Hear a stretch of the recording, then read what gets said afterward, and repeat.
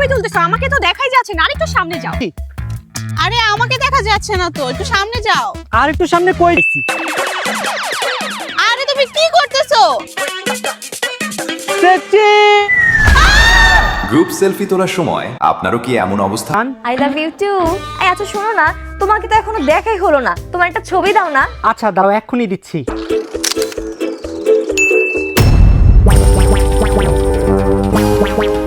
আল্লাহ, এটা আমি কাকে আই লাভ ইউ টু বললাম? আপনারও কি ছবি তোলার পর লাইটের অভাবে চেহারা কালো দেখায়? মাত্রই কিনলাম আইফোন 17 প্রো ম্যাক্স, দাম পড়ছে 2 লাখ টাকা।